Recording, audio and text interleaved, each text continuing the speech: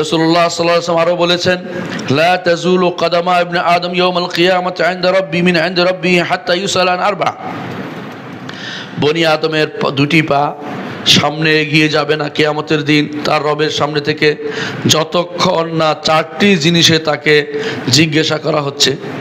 এক নম্বর হচ্ছে তার জীবনকে কিসে সে ব্যয় করেছে, দ্বিতীয় হচ্ছে তার যৌবন কোথায় সে খাটিয়েছে, তিন নম্বর তার সম্পদ কোত্থেকে আহরণ করেছে আর কোথায় খরচ করেছে, আর চতুর্থ হচ্ছে যে ইলম অর্জন করেছে তাতে কি আমল করেছে। ইমাম ইবনে হিব্বান হাদিসটি বর্ণনা করেছেন। এর অর্থ হচ্ছে দুনিয়া আখিরাত ব্যাপী যে বিশাল গুরুত্বের জায়গা সেটা হচ্ছে যৌবন বয়স।